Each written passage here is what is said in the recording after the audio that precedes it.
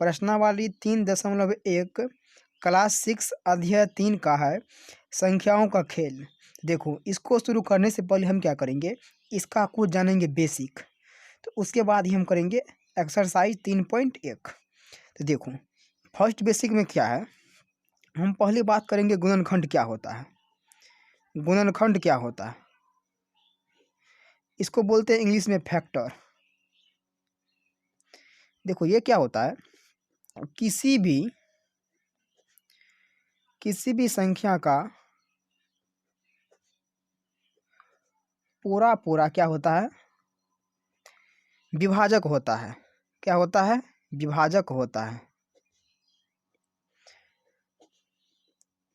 Example के लिए हम मान लेते हैं संख्या 4।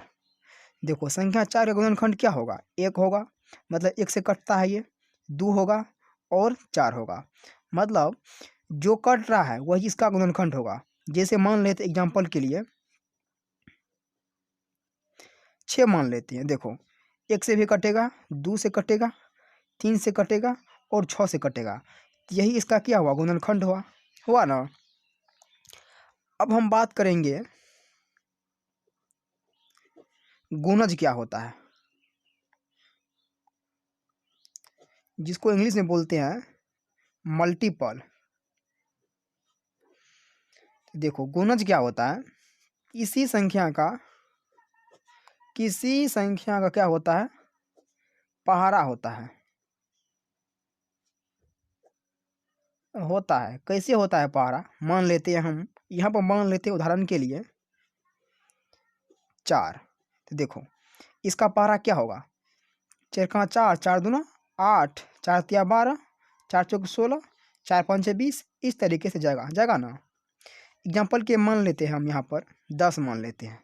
देखो, 10 का 10, 10 दूना 20, 10 तिया 30, 10 चौक 40, 10 पचा 50, 10 चाके 60, इस तरीके से जेते रहेगा।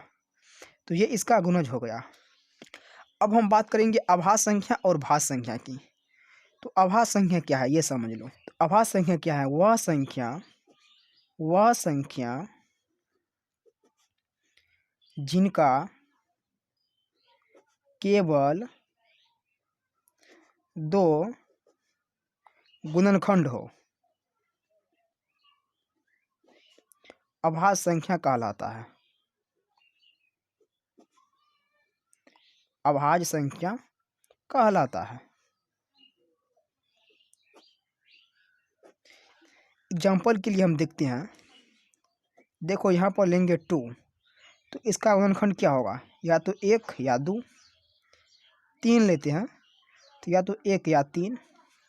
अभाज्य संख्या का एक परिभाषा और होता है, वह संख्या जो 1 से तो कटे ही कटे और स्वयं से भी कटे, वह अभाज्य संख्या कहलाता है। एग्जाम्पल के लिए देखो 17, 1 से कटेगा लेकिन खुद से भी कट जाएगा 17, तो यही अभाज्य संख्या है। भाज्य संख्या क्या है, वह संख्या जिनका गुणनखंड 2 से अधिक होता है, 2 से अधिक होता है,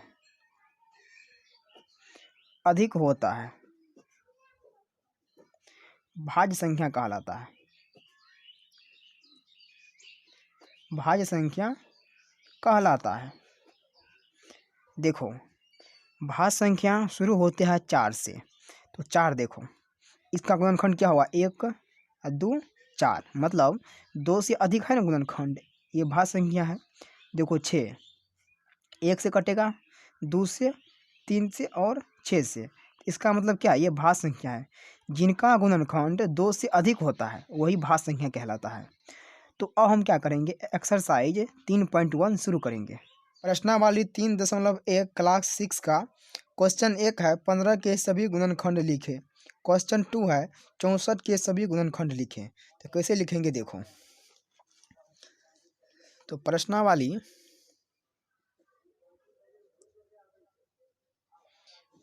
3.1 का है क्वेश्चन नंबर 1, हमें लिखना है 15 का गुणनखंड। देखो, 1 गुना 15 15 होता है, 3 गुना 5 15 होता है ना।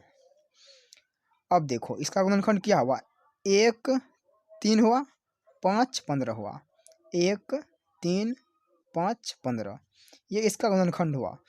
गुणनखंड का मतलब होता है देखो, जैसे 1 से भी कटता है, 3 से भी कटता है, 5 से भी कटता है और 15 से भी कटता है, तो ये इसका गुणनखंड हुआ। 2 नंबर में है 64 का गुणनखंड। तो देखो 1 गुना 64 64 ही होगा, 2 गुना 32 64 होगा ना। अब देखो 4 गुना 16 64, 5 से नहीं कटेगा और ये 6 से भी नहीं कटेगा, 7 से नहीं कटेगा, लेकिन 8 गुना 8 64, मतलब 8 से कट जाता है। तो इसका गुणनखंड हुआ 1 2 4 8, और यहाँ पर देखो डबल 8 है ना, तो इसमें से कोई एक 8 लेंगे, 16 32 64। तो क्या हुआ 1 2 4 8 16 32 64, ये इनका गुणनखंड हुआ। अब देखो इससे ये काटो, सभी से ये कट जाएगा, कटेगा ना, तो यही इसका गुणनखंड हुआ। देखो इसका 1 नंबर में है 3 का 1 36, 3 का 1 नंबर 36 है। देखो 1 के पहाड़ा में आता है 36, 2 के पहाड़ा में भी आता है 36, 3 के पहाड़ा में भी आता है 36, 4 के पहाड़ा में भी आता है 36, 5 में नहीं आएगा लेकिन 6 में आएगा, 7 में नहीं आएगा, 8 में नहीं आएगा, देखो 9 में आएगा, तो 9 चौका 36 हो जाएगा, होगा ना, जो कि यहाँ पहले से है। तो यहाँ पर रुक जाओ। अब देखो 1, यहाँ पर 1 2 हुआ, 3 4, डबल 6 है तो इसमें से 1 लेंगे, 6 9 12 18 36। तो इसका गुणनखंड क्या हुआ 1 2 3 4 6 9 12 18, उसके बाद 36। तो ये इन संख्या क्या हुआ 36 का गुणनखंड है। 3 का 2 नंबर है 45। देखो 45 जो है ना, 1 का टेबल में है 45, 3 का भी टेबल में है, 5 का टेबल में भी है। तो देखो 1 3 5 9 15, इस तरीके से 1 3 5 9 15 45, ये इनका गुणनखंड हुआ। 3 नंबर में 78, इसका 3 नंबर में है 78, है ना। देखो 1 गुना 78, 2 से गुना करो, 39 बार में जाएगा 78, होगा ना। देखो 3 से भी हो जाएगा 26 बार में, देखो 4 से नहीं कटेगा, 5 से कटेगा नहीं, 6 से कट जाएगा, 6 6 36 18, मतलब 13 बार में। तो इनका गुणनखंड क्या हुआ, देखो 1 2 3 6 13 26 39 78, ये इनका गुणनखंड हुआ। अब देखो 3 का चौथा भाग, उसमें क्या है 125, 125 है ना, तो 1 के टेबल में है 125 बार में। अब देखो 5 के टेबल में है 25 बार में, अब किसी में नहीं ना है, तो 1 5 25 125, इनका क्या हुआ गुणनखंड हुआ।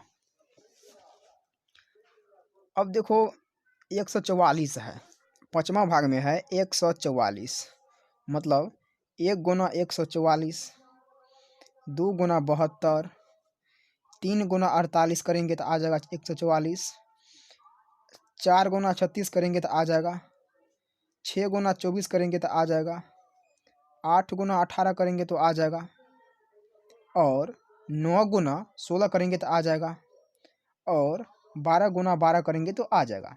तो देखो इस तरीके से इनका ये क्या है गुणनखंड है, 1 2 3 4 6 8 9, देखो डबल 12 है तो 1 12 लेंगे, यहाँ पर 16 18 24 36 48 72 और 144, ये इनका गुणनखंड है। क्वेश्चन 4 है 14 के गुणज लिखे, और क्वेश्चन 5 है 18 के गुणज लिखे। तो हम लिखेंगे, कैसे लिखेंगे देखो, क्वेश्चन 4 में है 14 का गुणज लिखने के लिए कह रहा है। तो इसका पर दो पहाड़ा, 14 का 14, 14 दूना 28, 14 तिया 42, 14 चौका 56, 14 पंचा 70। आप इस तरीके से आगे जेते रहेगा। इस तरीके से 5 में है 18 का गुणज, है ना। आप चाहे तो इसको और बढ़ा सकते हैं, इसमें कोई दिक्कत नहीं है। 18 का गुणज देखो क्या होगा। 18 का पहाड़ा, 18 का 18, 18 दूना 36, 18 तिया 54, 18 चौकी 72, 18 पंचा 90। इस तरीके से और जाएगा आगा। क्वेश्चन 6 है, निम्न में प्रत्येक के पहले 5 गुणज लिखिए। 6 का 1 नंबर है 4, तो इसका लिखना है हमें गुणज। तो देखो 4 का 4, 4 दूना 8, 4 तिया 12, 4 चौक 16, 4 पंच 20। मतलब 4 के पहले 5 गुणज देखो 1 2 3 4 5। तो ये इसका आंसर हुआ, है ना। 4 के पहले 5 गुणज लिख दिए है ना। देखो 6 का 2 नंबर, 6 का 2 नंबर है 12, तो 12 का गुणज क्या होगा। 12 का 12, 12 दूना 24, 12 तिया 36, 12 चौक 48, 12 पंच 60। देखो इससे आगे हमें नहीं जाना है, क्योंकि क्वेश्चन में कह दिया गया है प्रत्येक के पहले 5 गुणज। अब देखो 30 है, 30 है ना। 30 का 30, 30 दूना 60, 30 तिया 90, 30 चौका 120, 30 पंच 150। अब देखो चौथा में है 24, है ना। देखो 24 का 24, 24 दूना 48, 24 तिया 72, 24 चौका 96, 24 पंचा 120। इस तरीके से ये 5 गुणज हुआ इसका। 6 का 5वां भाग है 50। 6 का 5वां भाग क्या है 50। तो देखो 50 का 50, 50 दूना 100, और 50 तिया 150, 50 चौका 200, 50 पंचा 250। 50 का पहले 5 गुणज ये हुआ। क्वेश्चन नंबर 7 में है, सबसे छोटी अभाज्य संख्या क्या है। देखो क्वेश्चन 7 का है सबसे छोटी अभाज्य संख्या, तो वो क्या है, वो 2 है। सबसे छोटी अभाज्य संख्या क्या है, अभाज्य संख्या क्या है 2 है, तो ये इसका आंसर हुआ। क्वेश्चन 8 है, सम अभाज्य संख्या बताइए। तो देखो सम अभाज्य संख्या, सम अभाज्य संख्या, सम अभाज्य संख्या 2 होता है, 2 है। कैसे है 2, देखो 2 एक सम संख्या है, और ये क्या है अभाज्य संख्या भी है, क्योंकि 2 से ये पूरा कट जाता है। वह संख्या जो 2 से कटे वह क्या है, सम संख्या है, लेकिन ये अभाज्य संख्या भी है। 2 एक ऐसी संख्या है जो सम संख्या भी है और अभाज्य संख्या भी है। 9 नंबर में है, 3 अभाज्य युग्म का उदाहरण दे। देखो 3 अभाज्य युग्म का उदाहरण, 3 अभाज्य युग्म का देंगे हम उदाहरण। तो देखो लिख सकते हैं 2 3, 5 7, 11 13। क्वेश्चन 10 है, निम्न में कौन कौन सी अभाज्य संख्या है। देखो इसका गुणनखंड क्या होगा, या तो क्या होगा 1 होगा, या ये खुद से कटेगा। मतलब 1 इसका 2 गुणनखंड होगा, तो ये क्या है अभाज्य संख्या है।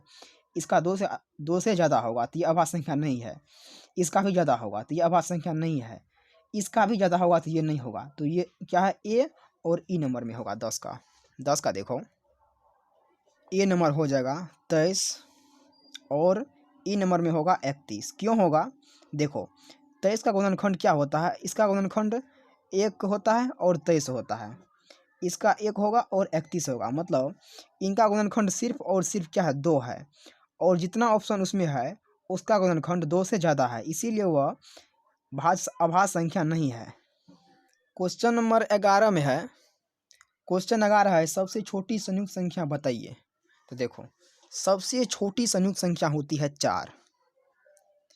सबसे छोटी संयुक्त यानी कि भाज्य संख्या कह रहा है,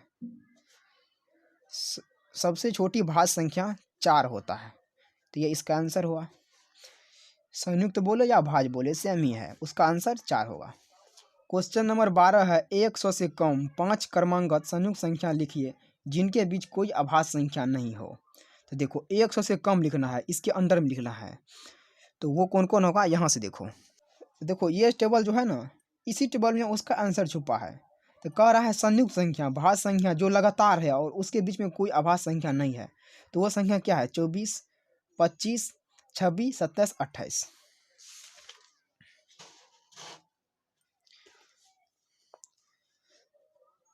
तो क्या होगा इसका आंसर?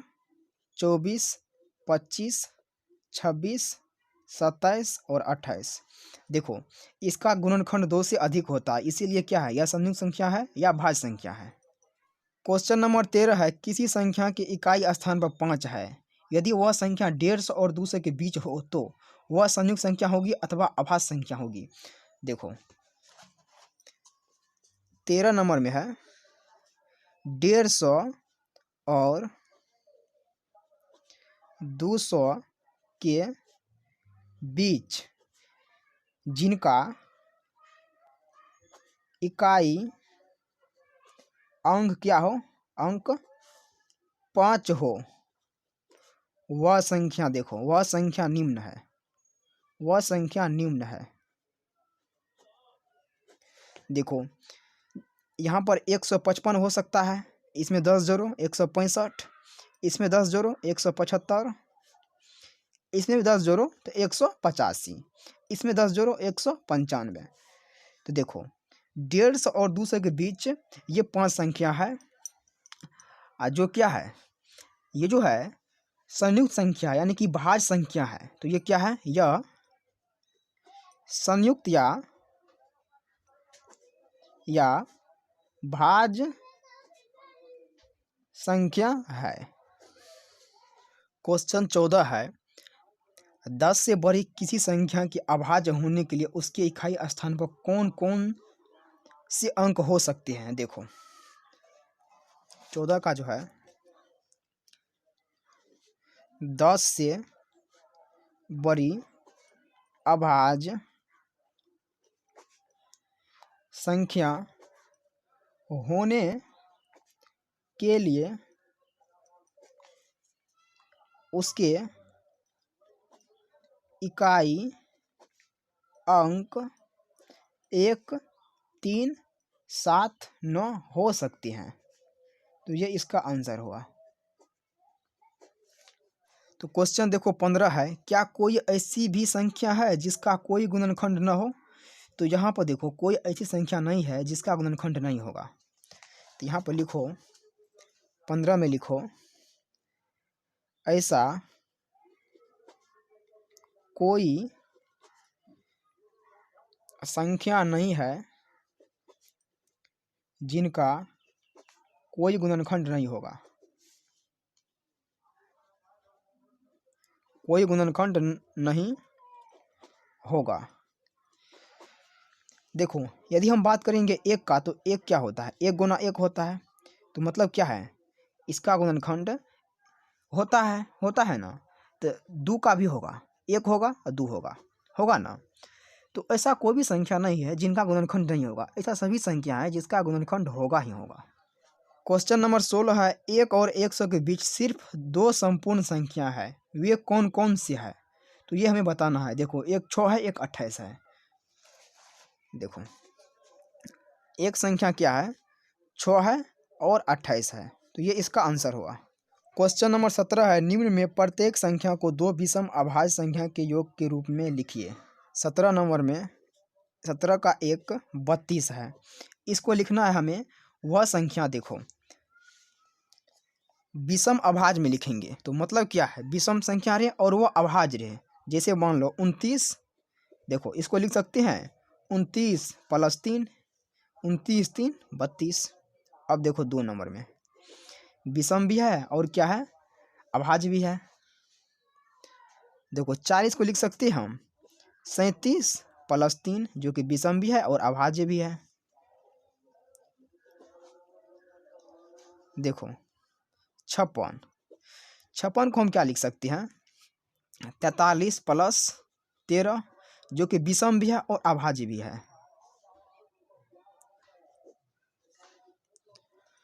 अब देखो 80 को क्या लिख सकते हैं? इसको लिख सकते हैं 43 प्लस 37। देखो दोनों को जोड़ो 80 पूर जाएगा। देखो 7 3 10 के 0 और 4 3 7 1 8। देखो ये विषम भी है और अभाज्य भी है। 17 का 5 नंबर है 100।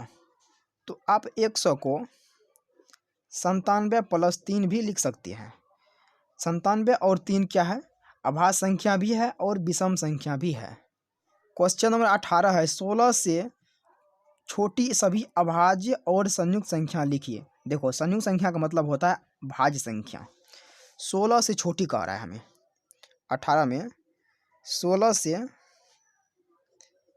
छोटी अभाज्य संख्या लिखेंगे।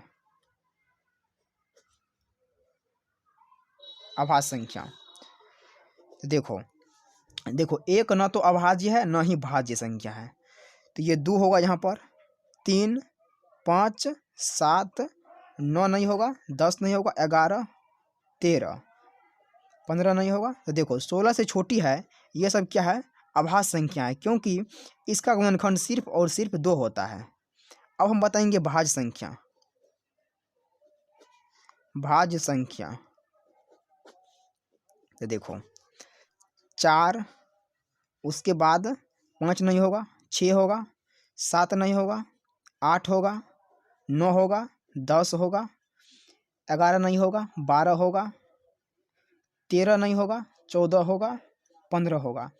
तो देखो भाज्य संख्या होता क्या है? इसका गुणनखंड 2 से अधिक होता है। यदि आप इन सब का करोगे गुणनखंड तो 2 से अधिक होगा, इसीलिए क्या है? ये भाज्य संख्या है। क्वेश्चन नंबर 19 है क्या 1729 अभाज्य संख्या है? देखो 1729 अभाज्य संख्या नहीं है। अभाज्य संख्या नहीं है। क्यों नहीं है? देखो इसका गुणनखंड 2 से अधिक होगा। 2 से अधिक होगा, अधिक है। कैसे है देख लो। 1729 में 7 से लग जाएगा, 7 दूना 14, 14 बचेगा 3, 7 चौके 28, 7 सत्ते 49, 247 है ना। मतलब ये 1 से कटेगा, ये 7 से भी कट रहा है और खुद इतना से भी कटेगा, कटेगा ना। तो इसका मतलब क्या है? ये अभाज्य संख्या नहीं है, ये भाज्य संख्या है। तो हम लिखेंगे ये अभाज्य संख्या नहीं है, तो हम यहाँ पर लिख दिया है। अब देखो क्वेश्चन 20 का रहा है निम्नलिखित में जो सत्य हो उसके आगे सही का निशान लगाने के लिए कह रहा है, और जो गलत है, देखो जो गलत है उसके आगे गलत का चिन्ह लगाइए। अब देखो वह संख्या जिनका केवल एक अपवर्तक होता है वह संख्या 1 है। देखो अपवर्तक का मतलब होता है गुणनखंड, वह संख्या 1 है। बिल्कुल इसका सही आंसर होगा 20 का 1 नंबर, ये सही होगा। अब देखो 2 नंबर कैसे सही होगा? देखो 1 का गुणनखंड 1 ही होता है ना। तो क्योंकि देखो 1 1 से ही कटता है। सबसे छोटी सम अभाज्य संख्या 2 है, बिल्कुल है, तो ये सही लगाओ। सबसे छोटी संयुक्त संख्या 6 है, नहीं 4 होता है, तो ये गलत है। ये क्या है? ये गलत है। 2 अभाज्य संख्याओं का योग सम होगा। तो देखो 2 अभाज्य संख्या लो यहाँ पर, 2 प्लस 3 5 होगा, 3 प्लस 5 कितना होगा? 8 होगा। देखो नहीं होगा, तो यहाँ पर क्या करो, मार दो गलत। 5 नंबर में है 20 का। 2 को छोड़कर किन्हीं भी 2 अभाज्य संख्याओं का योगफल सम संख्या होती है, बिल्कुल होती है। तो इसका क्या होगा? करेक्ट होगा, सही में होती है। अब देखो सभी सम संख्याएं संयुक्त संख्या है, नहीं है, तो यहाँ पर गलत मार दो। 3 विषम संख्याओं का योगफल विषम संख्या होती है, तो यहाँ पर देखो 3 विषम संख्या लेते हैं, 5 लेते हैं, 3 लेते हैं, 5 लेते हैं, 7 लेते हैं, तो 7 5 12 3 15, तो होती है, तो सही बात है। 2 सम संख्याओं का योगफल सदैव सम संख्या होती है, बिल्कुल होती है, क्योंकि यदि आप लोगे यहाँ पर 4 प्लस 6 10 दोनों सम है, और जोड़ने पर भी सम आता है। 12 प्लस 12 24 दोनों सम है, और जोड़ने पर भी सम आता है, तो ये इसका होगा सही।